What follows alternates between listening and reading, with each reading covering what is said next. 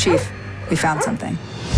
For tonight's top story, we go to Happy Hollow, where police are searching for clues as to the whereabouts of high school student Ryan Hudson. Bruce, it's an honor to get to talk with you, especially for Hysteria. Time to rant, man. Let's get ranting. Let's get ranting about how good Hysteria is. I mean, I'll let you do that. Go for it.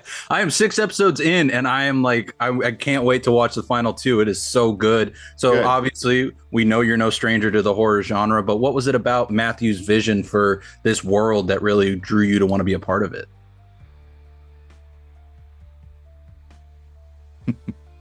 Writing. That's all that matters these days. Budget doesn't matter.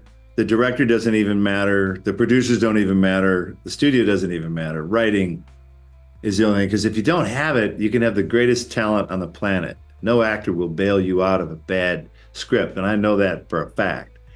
And so it was great to read it. It was very refreshing because I have a higher bar for horror than even a normal script. And there's not too many shows that deal with the concept of satanic panic in the 80s. And in my case, I'm from Michigan, so I thought it was pretty funny that the show was set there. So there was a lot that got my attention, and it's universal. These are my Burn Notice Hercules buddies, from days gone by.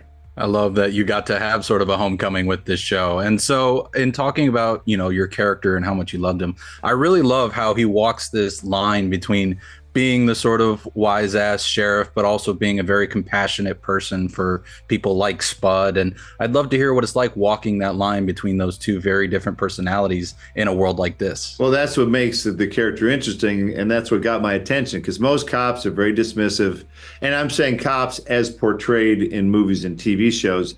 They're usually way more one note. They're very dismissive. They're very gruff. They're not that bright.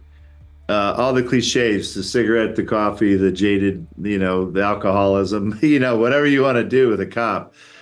I thought, most of the cops that I met working on movies and TV shows over the years were actually real human beings who sometimes were funny as hell and were very dedicated, brave people, a lot of them.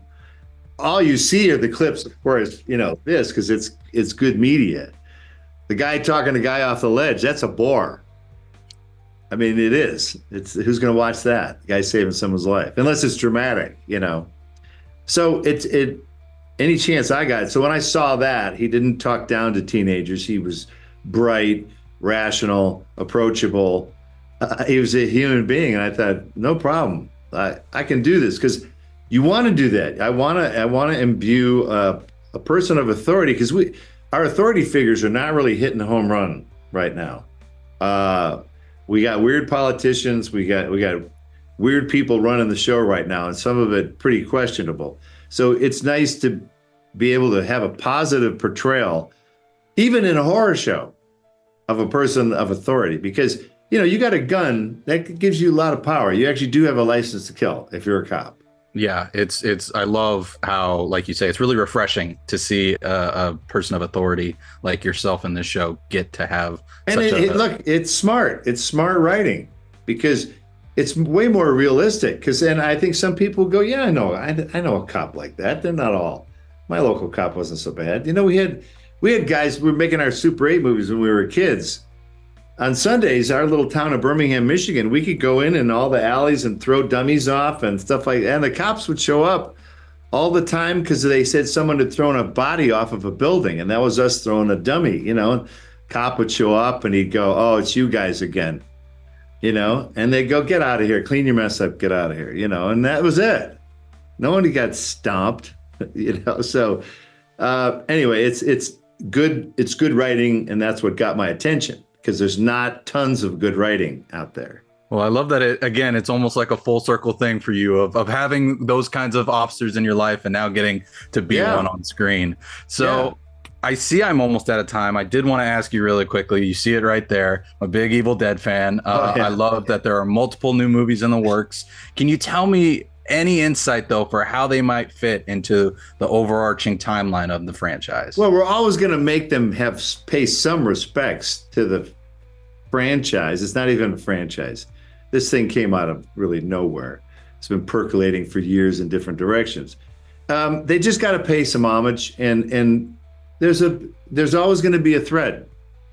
So it's not the George Lucas intricate, Jabba the Hutt in chapter 9, 10, 11, and 12 told in reverse. It's not that, but there will be some of that. There has to be. I can't wait to see how it starts to really, like you say, interlock just enough, but still leave everything feeling standalone. Hey, we're out of the cabin. We're well out of the cabin now. We're well beyond Ash. We're 2 movies beyond Ash. So the old guy, no one cares about him anymore. So it's fine. It works good. I still care about Ash. I will always care about Ash. So hey, we're developing an animated series, so I can still do that.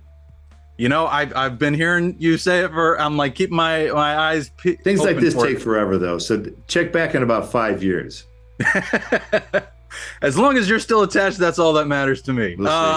So final question then for Hysteria. I love how practical a lot of the effects are in this show. It really does feel like that old, back to roots horror. What is that like for you seeing a lot of that in this show, since you do get some of that with the crime scenes and whatnot? I just like how boxy the cars are and crappy. They were crappy American vehicles at that time.